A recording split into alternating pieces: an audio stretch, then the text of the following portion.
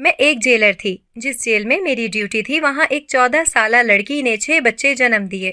ان کا باپ کون ہے جان کر آپ کے بھی ہوش اڑ جائیں گے۔ جہلم گاؤں کا سچا واقعہ۔ میرا نام فضیلہ تھا اس لیے کیونکہ پہلے یہی میرا نام ہوا کرتا تھا جب تک کہ میں نے اسے بدل نہیں لیا۔ میں 5ویں کلاس میں تھی جب میں نے گھر میں ضد ڈالی اور شور مچایا کہ میرا نام بدلا جائے کیونکہ ٹیچر نے کہا تھا کہ 5ویں کے بورڈ کے پیپر ہونے والے ہیں تو ایک بار جو نام درج ہو گیا پھر وہ ساری زندگی نہیں بدلے گا۔ مجھے اپنے نام سے بہت چڑ تھی۔ مجھے یہ نام بہت دقیانوس سا لگتا تھا۔ ماں باپ میری ضد کے آگے ہار مان گئے اور میں نے اپنا نیا نام آنیا رکھا تھا۔ یہ نام ٹی وی میں آنے والی نئی ہیروئن کا تھا جو ان دنوں بہت مشہور ہو رہی تھی۔ میں چھوٹی سی عمر سے ہی بہت اونچی سوچ رکھتی تھی۔ مجھے اپنا پرانا سا گھر اور غریب محلہ بہت برا لگتا تھا۔ میرا دل چاہتا تھا کہ کاش میں کسی امیر و کبیر گھر میں پیدا ہوئی ہوتی جہاں میرے ماں باپ میری ہر خواہش پوری کر دیتے، لیکن میں دل محسوس کر رہ جاتی اور دل ہی دل میں پکا ارادہ کر لیتی کہ کسی ایسے گھر میں جاؤں گی جہاں بہت ساری دولت ہو۔ میرا ایک بڑا اور ایک چھوٹا بھائی تھا۔ میں درمیان میں تھی، لیکن اماں ابا بھائیوں کے بجائے میری نازبرداری میں لگے رہتے تھے کیونکہ وہ میرے مزاج کی تنگ مزاجی سے آگاہ تھے۔ ہمارے گھر میں بھائیوں کی بجائے مجھے اہمیت ملتی تھی۔ کسی کو رات کا کھانا ملے یا نہ ملے، میرے منہ سے نکلی ہوئی خواہش پوری کرنا میرے باپ پر فرض ہوتا تھا۔ اسی ماحول میں نے میٹرک اور پھر انٹر کر لیا۔ مجھے پولیس میں جانے کا بہت شوق تھا، لیکن گھر میں کوئی بھی نہیں مانتا تھا کیونکہ ہمارے خاندان میں لڑکیوں کا نوکری کرنا معیوب سمجھا جاتا تھا۔ ابا بھی مجھے سمجھانے لگے اور کہنے لگے، پتر ہمارے خاندان میں یہ سب نہیں چلتا، میں تیری خاطر سب سے نہیں لڑ سکتا، اگر تجھے نوکری کا اتنا ہی شوق ہے تو استانی بن جا۔ یہ تجویز سن کر میرا موڈ خراب ہو گیا تھا کیونکہ پڑھانا مجھے بہت عذاب لگتا تھا۔ میرا دل چاہتا تھا کہ ایسی نوکری کروں جس میں مجھے پاور ملے، میرا حکم دوسروں پر چلے، اور یہ صرف پولیس کی نوکری میں ہی ہو سکتا تھا۔ لیکن اجازت نہ ملنے پر میں چپ کر کے بیٹھ گئی اور آگے پڑھائی شروع کر دی۔ لیکن میں نہیں جانتی تھی کہ میری قسمت میں کیا لکھا ہے۔ ہوا کچھ یوں کہ ایک دن میرے باپ اور دونوں بھائی ایک خطرناک حادثے میں اس دنیا سے چلے گئے۔ میری اور میری ماں کی دنیا تو ایسے اندھیرے ہوئی کہ ہمیں لگ رہا تھا کہ ہم نے اب جی کر کیا کرنا ہے۔ رشتہ داروں نے کچھ عرصے تک خیال رکھا، پھر انہوں نے بھی ہاتھ کھینچ لیا۔ اسی پریشانی میں ایک دن اخبار دیکھ رہی تھی تو معلوم ہوا کہ عورتوں کی جیل میں جیلر کی نوکریاں آئی ہوئی ہیں۔ مجھے امید تو نہیں تھی کہ مجھے نوکری مل جائے گی، مگر پھر بھی اپلائی کر دیا اور شاید قسمت مجھ پر مہربان تھی کہ مجھے نوکری مل گئی۔ ہم دوسرے شہر آ گئے۔ میں خوش ہو گئی کہ چلو برسوں پرانی خواہش پوری ہوگی۔ مجھے وہاں دوسرا سال تھا نوکری کرتے ہوئے جب تھانے کے ایس پی نے مجھے شادی کے لیے پروپوز کر دیا۔ وہ ہفتے میں 2 دن وزٹ پر آتا تھا اور شاید اسے میرا ایمانداری سے ڈیوٹی کرنا بھا گیا تھا یا کوئی اور بات تھی جو اس نے مجھ میں دیکھی تھی کہ شادی کے لیے ہی کہہ دیا۔ میں نے امی سے بات کر کے ہاں کر دی اور یوں میری شادی ہو گئی۔ اسے میری نوکری سے بھی کوئی اعتراض نہیں تھا۔ زندگی اچھی گزر رہی تھی۔ میرے شوہر کا گھر بالکل ویسا ہی تھا جیسا میں بچپن میں سوچا کرتی تھی۔ جیل کی زندگی دیکھ کر اکثر مجھے ان عورتوں پر ترس آتا تھا جو یہاں رہنے پر مجبور تھیں۔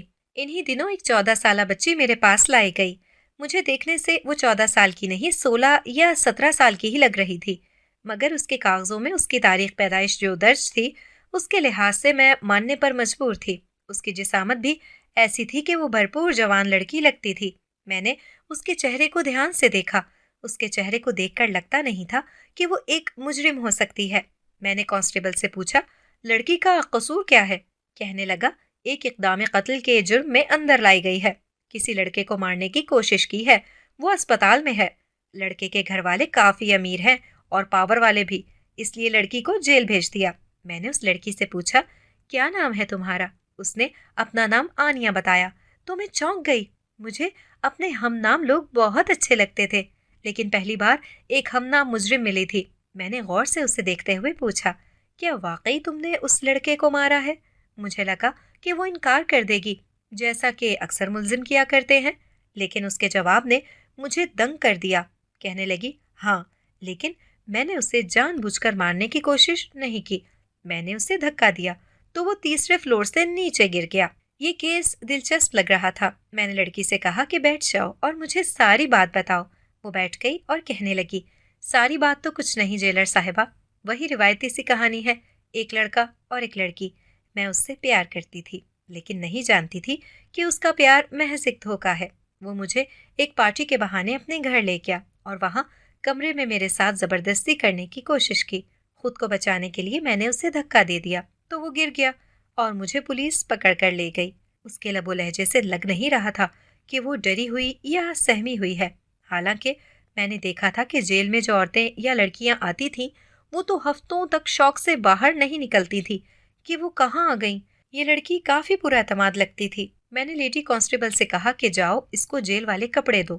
اس لڑکی کے جانے کے بعد میں کافی دیر تک سوچتی رہی کہ کیا اس نے جو بتایا ہے وہ ٹھیک ہے، مانا کہ ایک لڑکی اپنی عزت کے دفاع کے لیے کچھ بھی کر سکتی ہے، مگر جیل میں پہلی بار آ کر بھی یوں بے خوف ہونا بڑے جگر والی بات تھی۔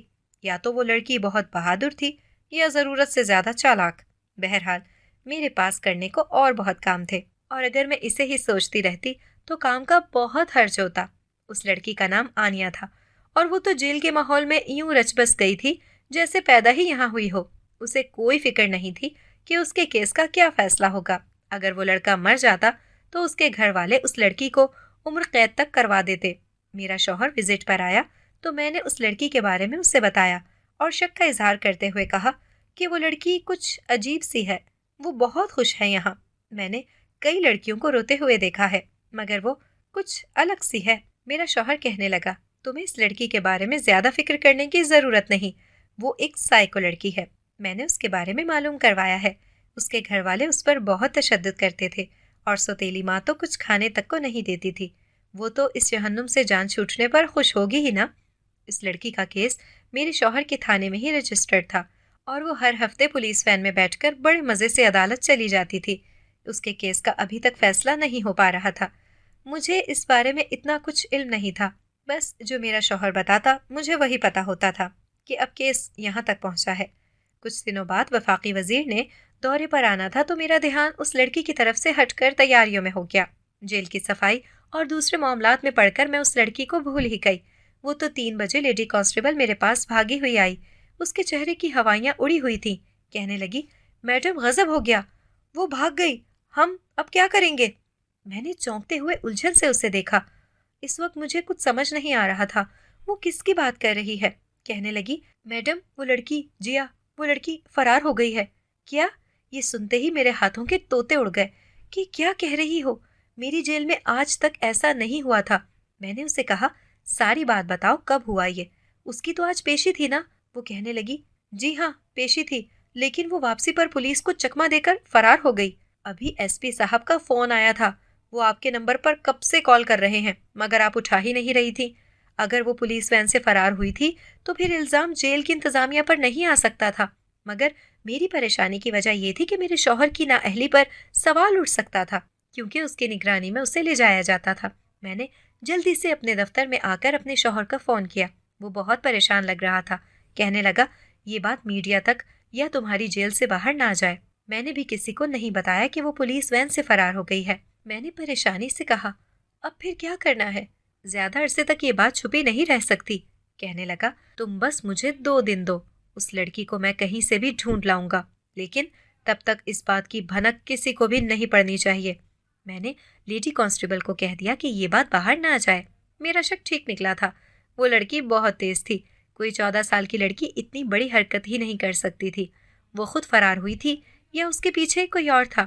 میں چکرا کر رہ گئی۔ میں دعا کرنے لگی کہ میرے شوہر کو جلد از جلد وہ لڑکی مل جائے، اور میری دعا قبول ہو گئی۔ ٹھیک تیسرے دن اسے دوبارہ جیل میں لے آیا گیا۔ میں تشدد کے سخت خلاف ہوں اور نہ ہی میں نے کبھی کسی جیل میں ایسے ماحول کو ترغیب دی تھی، مگر اس لڑکی کو دیکھ کر مجھے بہت غصہ آیا اور میں نے اس کے چہرے پر تھپڑ رسید کر دیا۔ اس چھٹانگ بھر کی لڑکی نے 2 دن میری نیند حرام کیے رکھی تھی۔ میرا شوہر تب تک گھر نہیں آیا تھا جب تک اس لڑکی کو دوبارہ جیل نہیں پہنچا دیا۔ وہ میرا تھپڑ کھا کر بھی خاموش رہی اور منہ سے کچھ نہیں بتایا۔ میں نے بعد میں بھی کئی دن تک اس سے پوچھنے کی کوشش کی وہ فرار کیسے ہوئی، مگر اس نے نہیں بتایا، تو میں نے بھی اسے اس کے حال پر چھوڑ دیا۔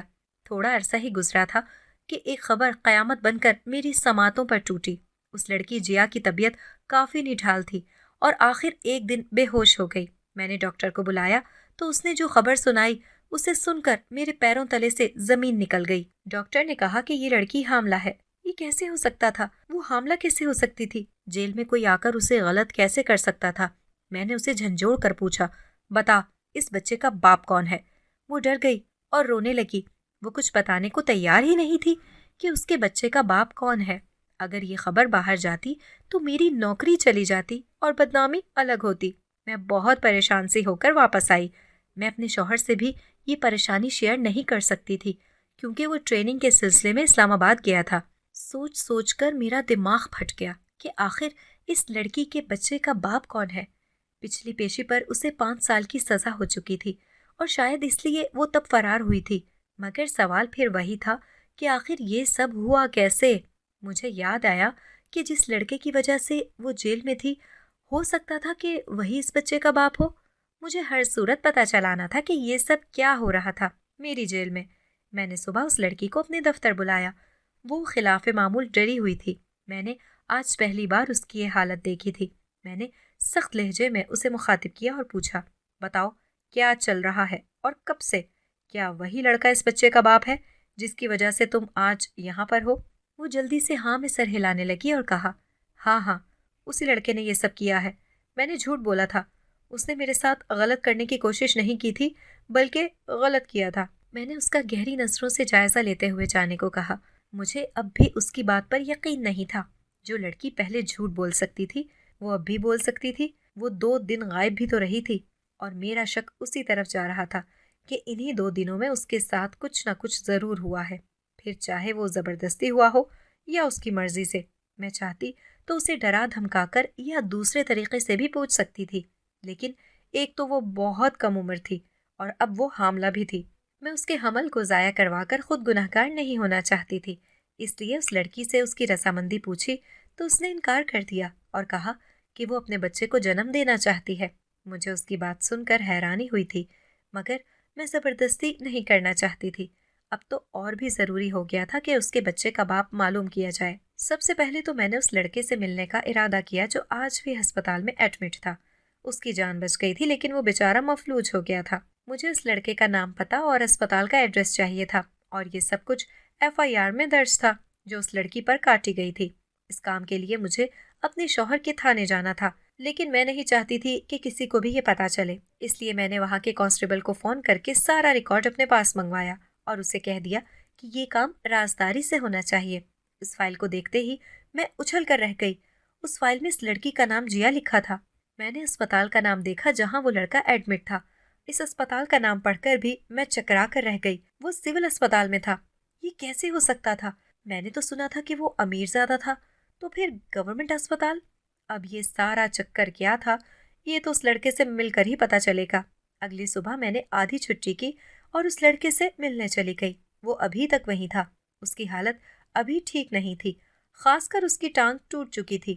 میں نے اسے اپنا تعارف کروایا اور پوچھا کہ وہ لڑکی میری جیل میں ہے جس لڑکی نے تم کو 3رے فلور سے گرایا تھا، مگر تم یہ بتاؤ کہ تم یہاں اس حال میں اتنے امیر ہو کر اس گورنمنٹ اسپتال میں؟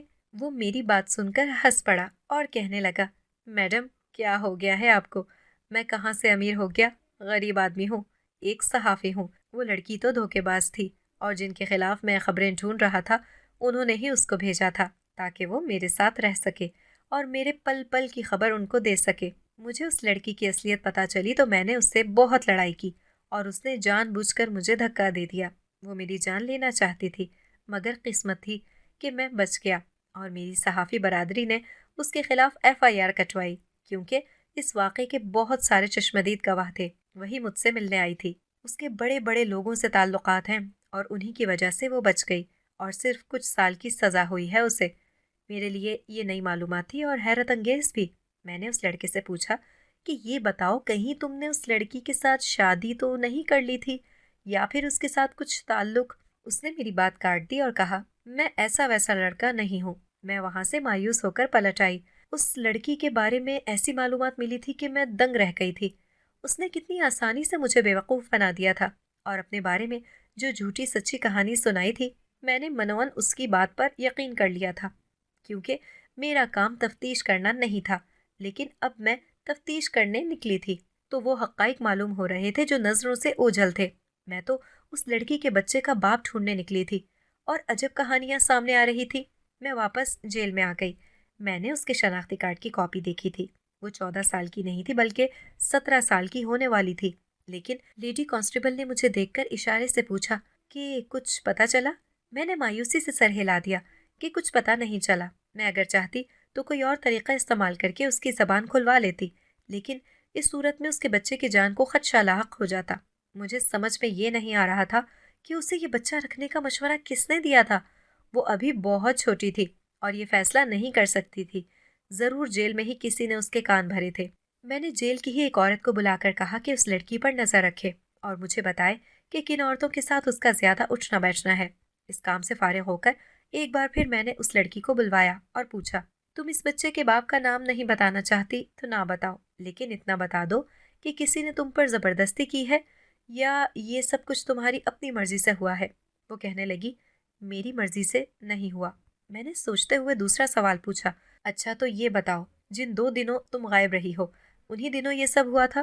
اس نے زبان سے تو کچھ نہ کہا مگر ہاں میں سر ہلانے لگی۔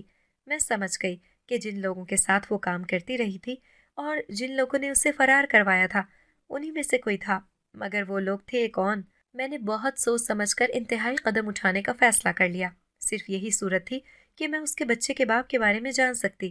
کچھ عرصہ گزرنے کے بعد میں نے اس لڑکی کو بلایا اور کہا، مجھے تم سے بہت ہمدردی ہے، تمہارے ساتھ ٹھیک نہیں ہوا اور یہ ماحول تمہارے لیے ٹھیک نہیں ہے، اس لیے میں تمہیں ابھی اور اسی وقت جیل سے جانے کی اجازت دے رہی ہوں۔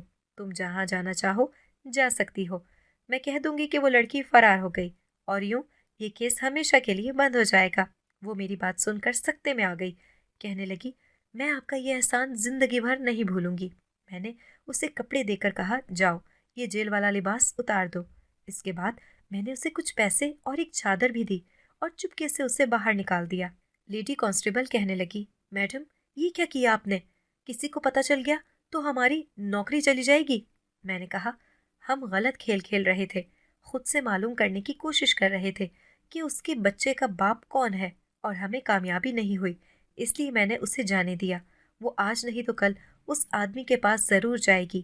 تم فکر نہ کرو، سادہ کپڑوں میں ہمارے آدمی اس کے ارد گرد پہرا دیں گے اور اس کی ایک ایک حرکت کے بارے میں مجھے خبر دیں گے۔ اسی شام میرا شوہر واپس آ گیا۔ اس کی 6 مہینے کی ٹریننگ ختم ہو گئی تھی اور کچھ ہی عرصے میں اس کی پروموشن بھی ہو جاتی۔ میں نے سوچا اسے بتاتی ہوں کہ میں نے اس لڑکی کے ساتھ کیا کیا ہے، مگر پھر یہ سوچ کر رک گئی کہ وہ مجھے ڈانٹے گا اور اس لڑکی کو پکڑ کر پھر سے جیل میں ڈال دے گا، کیونکہ وہ ہر حال میں قانون کی پاسداری کرتا تھا۔ اگلے دن مجھے میری خبری نے خبر دی، میڈم وہ لڑکی ایک اپارٹمنٹ میں گئی تھی اور کل سے وہیں رہ رہی ہے، ابھی تک باہر نہیں نکلی۔ 2 دن بعد مجھے خبر ملی کہ وہ لڑکی کسی سے ملنے گھر سے نکلی ہے اور آدھے راستے سے ہی واپس پلٹ آئی ہے، کیونکہ اس کو شاید کسی کی کال آئی تھی۔ میں صبر سے انتظار کر رہی تھی۔ میرا پلان مکمل تھا اور اس میں کسی قسم کا کوئی جھول نہیں تھا۔ وہ آج نہیں تو کل اس آدمی سے ضرور ملتی تاکہ اپنے بچے کا اسے بتا سکے۔ اگلے دن معمول کے مطابق میرا شوہر وزٹ پر آیا، پھر دفتر آ کر کہنے لگا، وہ لڑکی کہاں ہے؟ مجھے کہیں نظر نہیں آئی، اسے بلاؤ، مجھے اس سے ضروری بات کرنی ہے۔ یہ سن کر میری جان حلق میں اٹک گئی۔ وہی ہوا جس کا ڈر تھا۔ میں نے اپنے شوہر کو ساری بات بتا دی کہ کیا ہوا تھا اور اس وقت وہ لڑکی کہاں ہے۔ ساری کہانی سن کر میرا شوہر حسب معمول بہت غصے میں آیا اور کہنے لگا، تم نے قانون کی خلاف ورزی کر کے اچھا نہیں کیا، تمہاری جگہ کوئی اور ہوتا تو میں اس کو سسپینڈ کر دیتا۔ تمہارا کام تفتیش کرنا نہیں، وہ پولیس کا کام ہے۔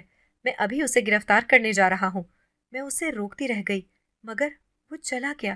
وہ لڑکی پھر سے واپس آ گئی، مجھے دیکھ کر میرے کان میں کہنے لگی، آپ کو اس بچے کے باپ کا نام معلوم کرنا ہے نا؟ 1 مہینہ صبر کرو، وہ ڈیلیوری والے دن اسپتال میں آئے گا۔ میرے پاس صبر کرنے کے علاوہ اور کوئی چارہ بھی نہیں تھا۔ کیا ہو جاتا اگر میرا شوہر مجھے میرے پلان پر عمل کرنے دیتا؟ خیر، اس لڑکی کی ڈیلیوری کا دن آ گیا۔ میں نے اسے پولیس کے ساتھ اسپتال بھیج دیا اور خود ضروری رپورٹ بنانے لگی، ورنہ میں اس کے ساتھ ہی اسپتال جاتی۔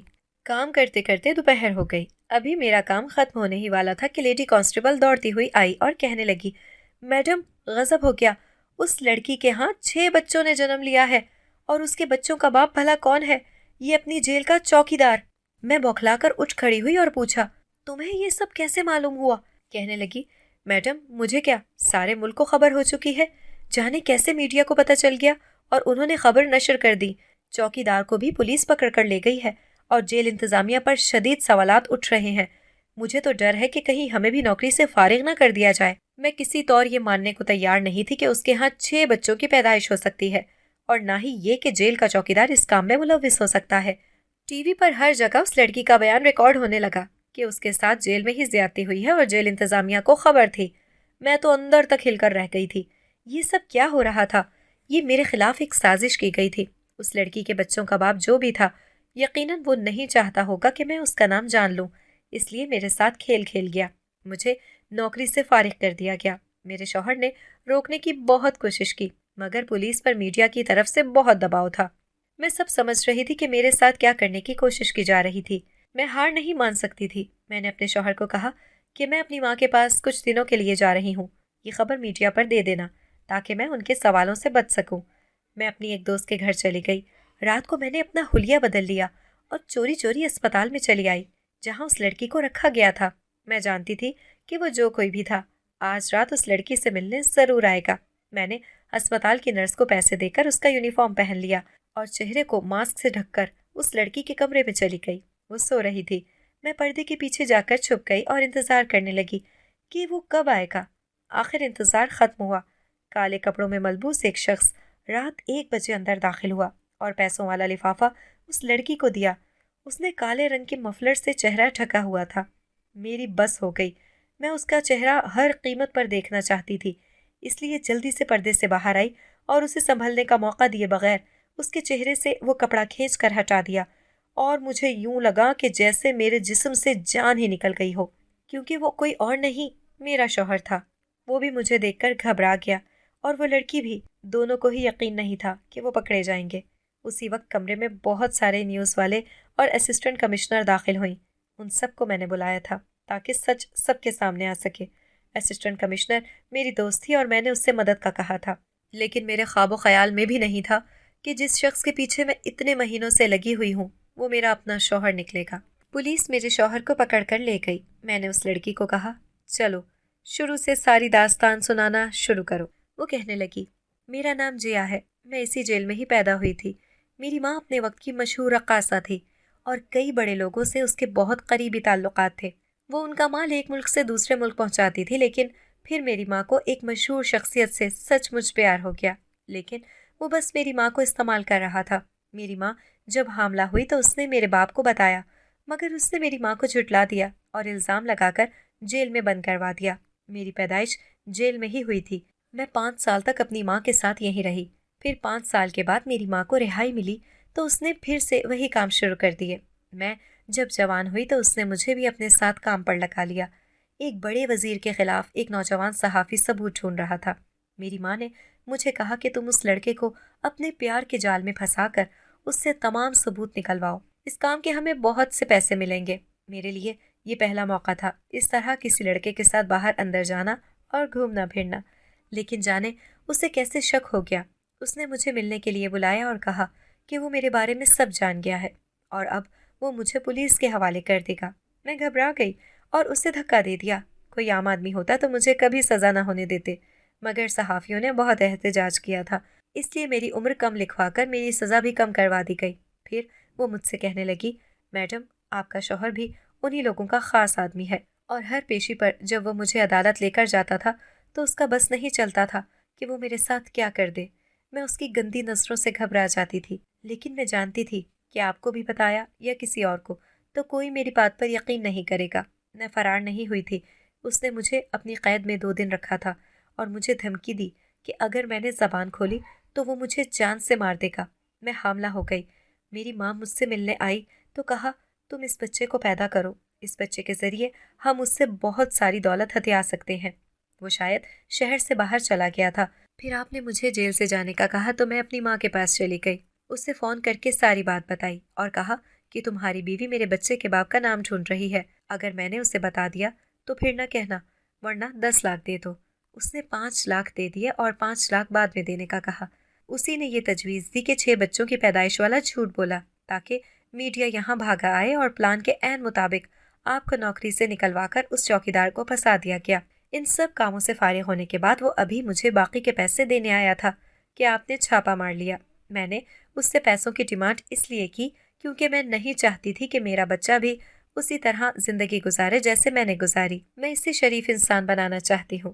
میرے 6 بچے نہیں، ایک بچی پیدا ہوئی ہے جس کا باپ آپ کا شوہر ہے، اور اس نے میرے ساتھ ہی نہیں، جیل کی جانے کتنی لڑکیوں کے ساتھ غلط کیا ہے۔ میں اپنے شوہر کی بے وفائی پر ٹوٹ گئی تھی۔ وہ ایسا ہوگا میں نے کبھی نہیں سوچا تھا۔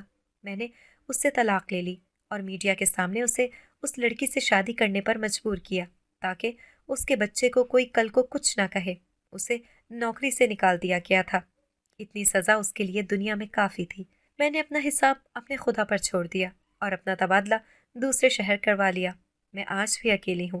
اس نے مجھے کسی مرد پر اعتبار کرنے کے قابل ہی نہیں چھوڑا۔ اماں کہتی رہتی ہیں دوسری شادی کر لو، مگر میں انہیں یہی کہتی ہوں کہ جب مجھے مرد ذات پر بھروسہ ہوگا میں تب شادی کر لوں گی۔